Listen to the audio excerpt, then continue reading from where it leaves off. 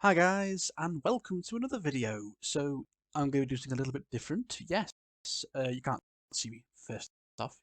I'm just going to be doing a little voiceover tier list for all the races slash factions that are in Total War Warhammer 1 and 2. And I just thought, this is a thing lots of YouTubers like to do. I love doing a good old tier list. I've done loads for films, TV shows, and characters. I love doing a good old tier list. And since Total War Warhammer 3 is coming out soon, very early on next year, and the hype for it's big, the life cycle maybe for Warhammer 1 and 2 is coming to an end until obviously they launch the mega campaign map with all three games probably later on the next year. But I just thought I'd give you my tier list on all the factions and slash races in both games. So obviously this will be my opinion. I'm sure because quite a few people watching this, if any Warhammer fans watching this, probably will go, "What's that race doing there? What's that race doing there?" This is just my opinion. This is based on how much I enjoyed playing with each faction. I've done a campaign with all of these factions. Some a lot more than others, I will say. So this is just based on my enjoyment factor, how good I think they are to play as, their campaign and faction mechanics, the types of units they employ, their strengths and weaknesses, and just where I base them, and how much fun I had playing as each campaign. Obviously based on legendary lords too, starting positions, stuff like that. So yeah, I'm going to start off with the Warhammer 1 races. Yes. So to start off, we have Reichland, of course, formerly known as the Empire, but now known as Reichland. The Empire. I'm gonna give the Empire A. Yeah, the Empire gets a very solid A. Great faction. They're a great faction for beginners if you've never played the Warhammer games before, because they're basically the most normal faction. It's just the humans, surrounded by all these other different races that are really powerful and really evil or good, or neutral, so to speak. So the Empire is just, you've got to stay strong and resolute and unite the Empire under Karl Franz Reichland campaign. And it was my very first campaign when I played Warhammer. And I really enjoyed it, just uniting the Empire with all the different Elector counts, the Elector fealty. Um, Once the Empire get going, they're really powerful. I think they've got very good artillery with the Hellstorm rocket batteries. Karl Franz is a very good legendary lord. So is Balthazar Gelt, very strong. And I think it's a relatively easy campaign too, because if you start off as Karl Franz, because all you've got to really deal with is the vampires to the east. The odd bits of greenskins every now and then, and obviously when the chaos invasion starts, that's when it really gets difficult.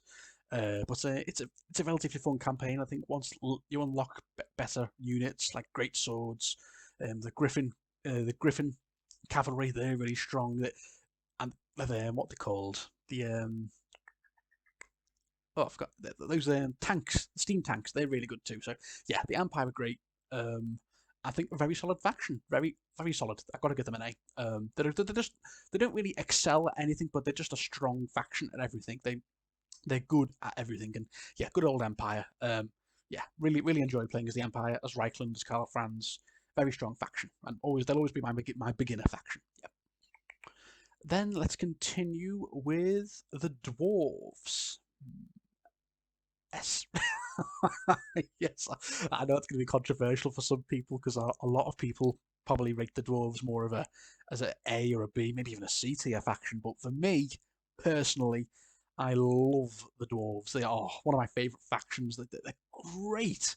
That because my main playstyle on Warhammer is a defensive style.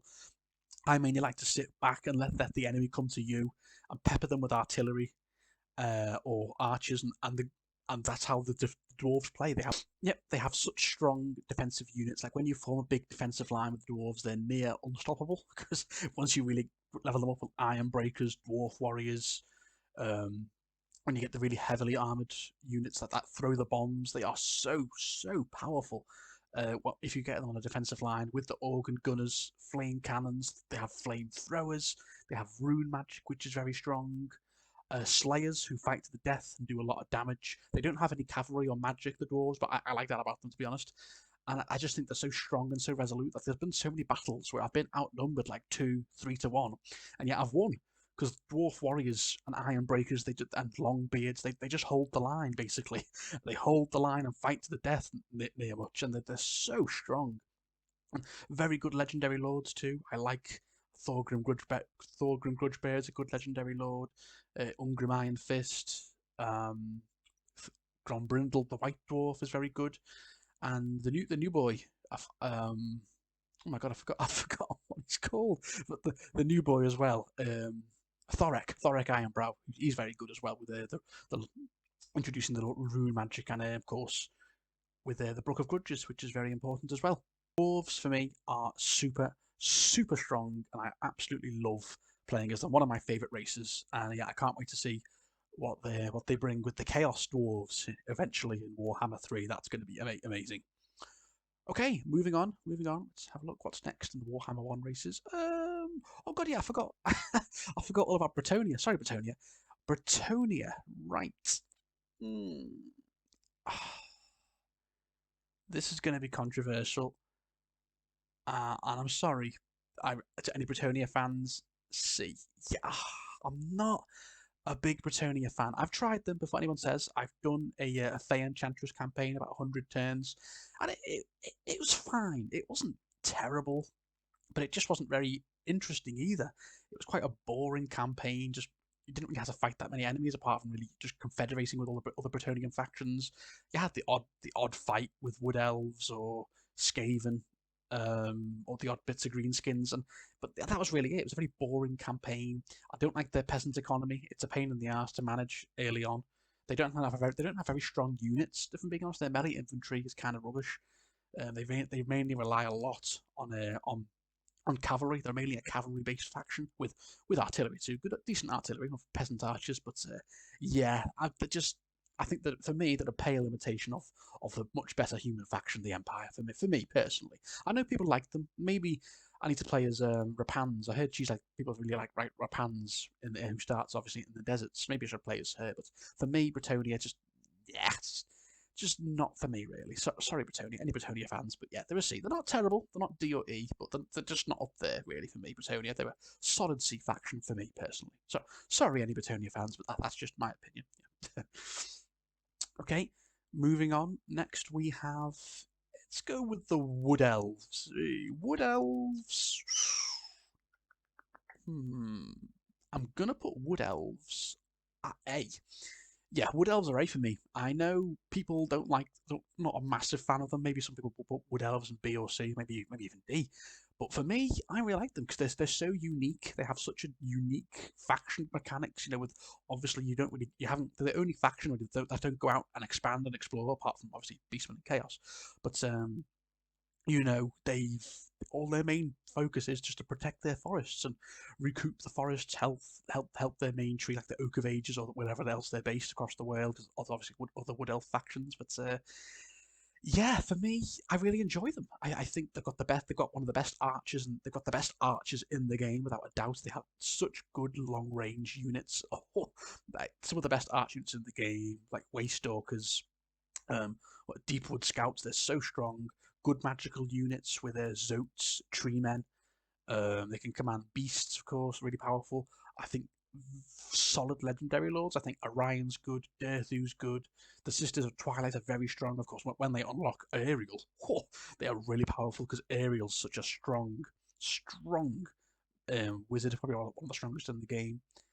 And I really enjoy playing as the Wood Elves personally. Like I said, they're very unique. They don't go out and start wars or start an empire. They're just looking after their forests and they want to complete the ritual of rebirths. But anyone that gets in their way or trespasses in their forests, they feel the wrath. But for me, I really like the Wood Elves. If they could just have more of an empire building scheme, they probably would be S. But since that's all they really do is just look after their forests, and yeah, it's got to be A because you can't establish settlements outside of their forest. You can only have outposts which are poorly defended. So yeah, but they're still A tier for me, the Wood Elves, definitely. Then we have, let's go with poor old Norsca. Oh dear me. Norsca, D, yeah. Norsca just aren't that good, are they? I feel really bad for them because I think when they first came out, people were really hyped for them. Wulfric the Wanderer, I think he's an epic legendary lord, but he's stuck in a pretty meh faction. That poor old Norsca, they're just not fun to play as, are they, up there in the frozen wastes? I mean, once you've confederated with the other Norscan factions, you want to go down south and destroy and raid the Empire. Oh, but it's just not that fun. And you can only occupy coastland settlements. Once you get further inland, you can only raise settlements to your gods for these odd faction bonuses, and it's just not that fun. And so they really need a major rework. I think everyone who plays Warhammer says that Norsca really need a major rework because they're just so to play as, and they really need just like the Beastmen got when the Beastmen were just a really boring horde mechanic. And then they got a major rework and became amazing. Norsca need that love now. They've only got 2 legendary lords. It's the shortest in the entire game. They've only got Wulfric and Throg, and no one likes Throg. He's just this big generic troll guy, so everyone much prefers Wulfric. And if they just had a major rework, they could become a B or an A tier faction, in my opinion. Because they've got some good units like wolves, marauders, mammoths. The mammoths are really strong. You know, they've got a good faction. They've got a good unit. It's the potential's there for Norsca, but they're boring faction. They haven't received a rework or anything in ages, if ever. So they sorely need something before Warhammer 3 comes out, in my opinion, or they're just going to be left behind. So poor old Norsca, poor old Wulfric. Yeah, but I think everyone agrees it's either Norsca or Chaos are one of the worst, one of the weakest factions in the game, sadly. Yeah. Okay, moving on. Next we have is, let's go with Warriors of Chaos. Yeah, I'm tempted to put them down there, but nah, nothing's active. Yeah, Warriors of Chaos for me. I very briefly did a Sigvold campaign. Oh my god, it's just not fun. They're basically what the Beastmen were before they got their major rework. You just go around sacking settlements, destroying everything, and yeah, they've got good units. Like Chaos Warriors are very, very, very strong. They've got good legendary lords. Kolek, Archaon, and Sigvold are very powerful once you buff them up. But they're just not fun to play as. It's just going around destroying things and raising settlements. It's just not fun at all. They haven't received a rework. They haven't received any sort of attention, just the same as Norsca. And for me, yeah, they've just been left in the dirt. And obviously, the 4 Chaos factions in Warhammer 3 are going to completely blow them out of the dirt. Obviously, with Slaanesh, Tzeentch, Nurgle, and Khorne. Obviously, in Warhammer 3 are going to be way, way better. I think when they will all 4 of those Chaos factions are going to be up here, I think. So, yeah, poor old Warriors of Chaos. They're just, yeah, everyone agrees on that. Oh, vampire counts. Did I mention vampire? I didn't. I missed out a few factions. Vampire counts. See. Sorry, any vampire fans out there. The vampire counts for me are probably the weakest undead faction in the game. I just don't enjoy playing as them, in my opinion. I've tried. I've really tried. I've tried 2 campaigns with them, and I just don't enjoy it. I just think they're a much weaker version of the Tomb Kings and the Vampire Coast. I just don't enjoy playing as them. It sucks because I feel like they've kind of been left behind as well. They haven't really received a major rework in quite a while, same as Norsca and Warriors of Chaos. But for me, I've tried. I tried with Vlad von Karstein, and I tried with the what's his name, the evil Gandalf guy in Bretonnia. I've tried. I just don't enjoy it. They're so weak to begin with. They were the skeleton spearmen, and they crumble so easily. Like battles are really difficult, long and tedious. They have no archers to speak of. They have no artillery. Vampire counts, so that you just get peppered away and crumbled away by factions with good artillery, and they're just very difficult. And I just don't really enjoy playing as them. I think if they got a bit of a rework, a bit of attention, they definitely have the potential to be a B or an A tier. I know this is controversial because I reckon a lot of people have vampire counts probably up here, but for me, the C. They're not terrible. They're not terrible, but they're just not very good either. They're a solid C faction for me. Vampire counts. Sorry to any vampire count fans out there. And then to finish off with Warhammer 1 races, we have the Beastmen. And without a doubt, Beastmen are S. Without a doubt.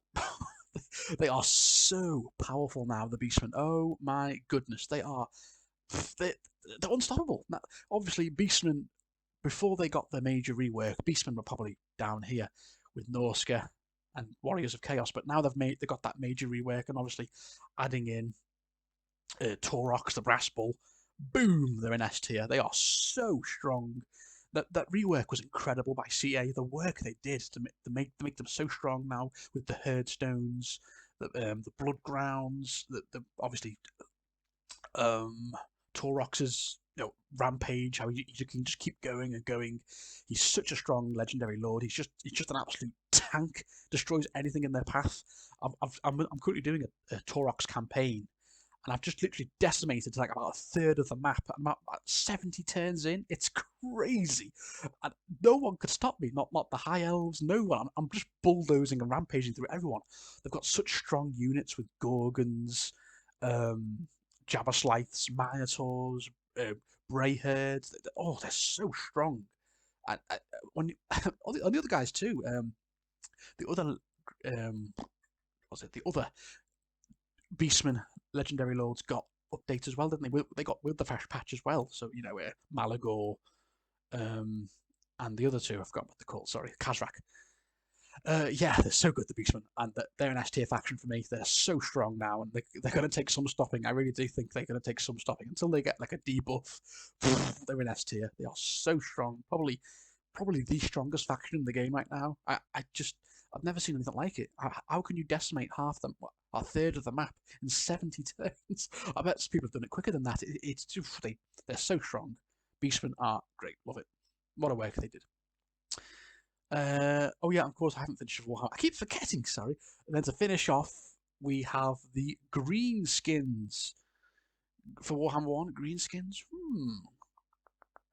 Greenskins, yeah, B. First B. I'm going to give them a B. For me, I like them. I really like them. I'll give them a B, but for me, they're just not A or S, but they are a B. I think they're quite slow, quite clumsy.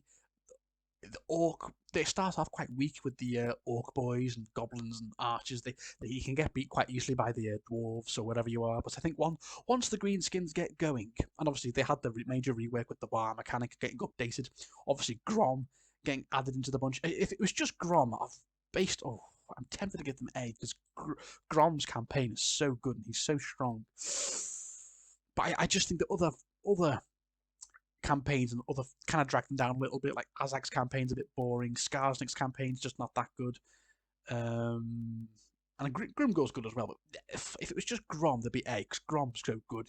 How he buffs up all the goblins. And when the Greenskins get going with their war mechanic, they are really strong. But I just don't like them as much as the A or S tier factions. But they're definitely not C Greenskins. Absolutely not. Definitely not. But for me, Greenskins are a very solid B tier. Maybe I'm being a bit too harsh. Maybe they are an A. But I just think that Azag and Skarsnik, they're just not the best, really. But with Grom and Grimgor, we'll definitely prop them up.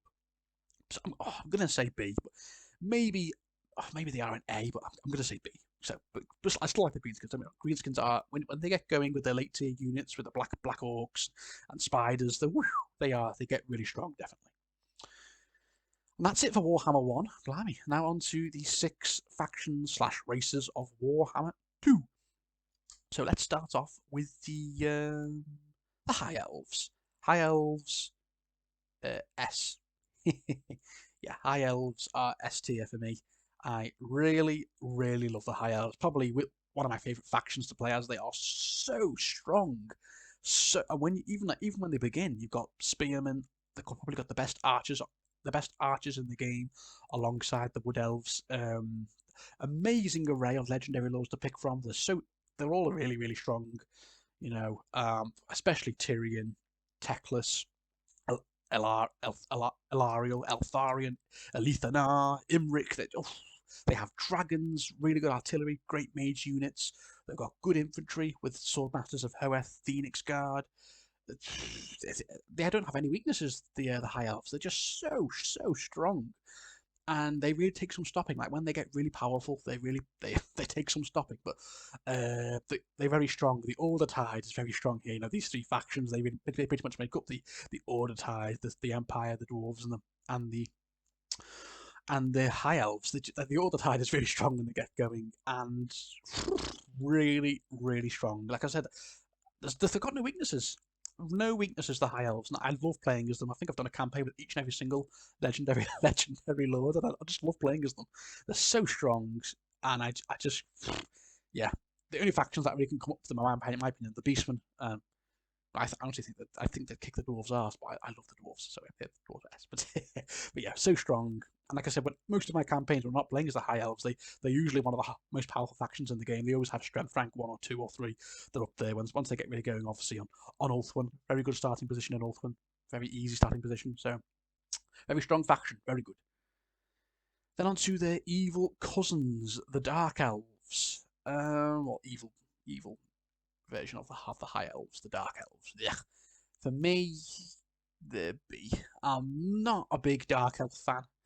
For me, I'm sorry to any Dark Elf fans out there. I know people regard them as they are powerful. They're a very powerful faction. Don't get me wrong. When they get going with Malekith or Rakarth, good God, they take some stopping. They're really powerful with those black dragons.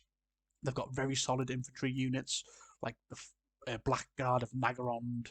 Lots of others I'm forgetting because I'm trying to remember it all now. But I've done a Malekith campaign and I've played as Rakarth as well.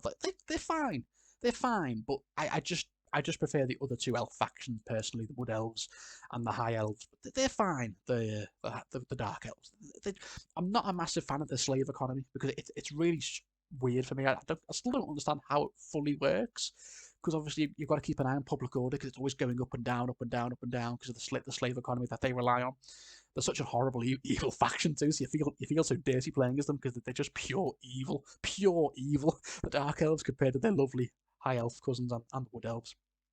And Malekith's a very strong legendary lord when you really get him going. Malekith's really powerful. So is Crone, Hellebrand, Rakarth. And there's another one I'm forgetting. What Malekith's mum? I've forgotten what she's called. Yeah, but for me, they're fine. They're fine. They're a B tier faction. Dark Elves. That's just my opinion. I know some people will probably put them up here, but for me, I don't really enjoy playing as them as much as the other 2 elf factions. So yeah, but they're still fine. They're still a good faction. So they're B. Then on to Vampire Coast. Vampire Coast. I'm gonna give Vampire Coast. Yeah. Oh, this is tricky. C. I'm sorry. I really am sorry if there's any Vampire Coast fans out there. Maybe I'm being too harsh, but I haven't really played as them very often. I've only done one campaign with them, and that was with Count Noctilus. And yeah, I just think while they probably are a bit better than the Vampire Counts, I don't know, the Vampire Coast. They just don't do anything for me. They're just Vampire Counts with better artillery, but their faction just isn't that fun to play as. I feel like because I died and lost so many times playing as them by the Lizardmen. The Lizardmen were just kicking my ass all the time, and I think they crumble a lot too. They do have an overall better roster, I think, than the Vampire Counts, but I just didn't really enjoy the campaign. So for me, they're C. Maybe based on their infantry, they do have, like I said, good artillery. Like when you want to lock the mortars. What was it called? Necrofex Colossus. That thing's powerful. Maybe they are a B tier. Maybe I'm being a bit too harsh, but just based on my enjoyment of the campaign with Luther Harkin so far, I haven't really enjoyed it. Maybe I haven't played as them right so far. I probably will give them another chance. Maybe with Luther Harkin or Aranessa. Maybe they are up there, maybe a B. But for right now, I think they're a C tier. They're not terrible, but they're just not that good in my opinion either. So yeah. But they are a bit stronger than the Vampire Counts, but they're not quite a B tier. I'll probably give them if there was a C plus tier, I'd give them C plus. But yeah, for me, Vampire Coast are a C tier. But I feel like I'm being very harsh. Maybe they are B. I'm sorry, but yeah, for me, just on my judgment, yeah. Then on to the last 3 factions. Yes, let's go with the Skaven. Skaven, and Skaven are. Yeah, Skaven are S tier in my opinion. Mainly because of Ikit Claw. If it wasn't for Ikit Claw and Clan Scryer, they'd probably be A or B Skaven. But Ikit Claw buffs them up so much with his weapons, with his doom rockets, his nukes, his forbidden laboratory, which is all his rattling guns. Like the Skaven are just really fun to play as. Just obviously the verminous horde of ratmen. Of course, they're everywhere, spread all over the campaign. No matter what faction you play as, you will encounter the Skaven very early on. 'Cause they're everywhere. But they're so powerful once you really get going with them. I'm on 3 campaigns as a Skaven, and I've just spread so quickly because you can establish undercities. They grow so quickly if you get the right buildings in place. Obviously, there are lots of different Skaven. I think there's 6 Skaven legendary lords you can play as, but obviously everyone loves Claw the most because they're so powerful. And they're just so when they get really going with the artillery, they take some stopping the Skaven with their Doom rockets, Doom wheels, warp fire throwers, rattling guns, warp block Jezzails. They're so strong. Mainly Clan Scryer, but the other ones are cool too with Clan Eshin, Clan Moors, Clan Moulder, with Throt and his cool faction mechanics too. But yeah, they're S tier Skaven. I really enjoy playing as them, even though they do have very weak infantry, obviously. But you can just swarm the enemy with them while you pepper away with their amazing artillery. But yeah, Skaven, I love them. S tier for me. Like I said, if it wasn't for Ikit Claw, they'd probably be A or B. But Ikit Claw just props them up for me, without a doubt. Then on to the final 2 races. Okay, let's go with Tomb Kings. Tomb Kings, A. Love the Tomb Kings, without a doubt. Without a doubt, my favourite undead faction. I much prefer them than the Vampire Counts and the Vampire Coast. Tomb Kings are just great, man. They're so unique. I just love their campaign, their faction. How they start off as this ancient undead kingdom of Nehekara that was ruined by Nagash, but now they're back and they're back for revenge, and they want to claim the underworld and claim the books of Nagash for themselves. And they're so strong. Cetra's a really powerful legendary lord. So is Arkan the Black. I've played both of them. We've played with both of them, and they're really good, very strong. They've got a very good roster with bone giants. I've forgotten what they're called, but they have really powerful giant units. Obviously, like I said, the bone giants, and they've got those like chariots with those like things on 4 legs that just run around and absolutely smash enemies. I've forgotten what they're called, but they're so strong.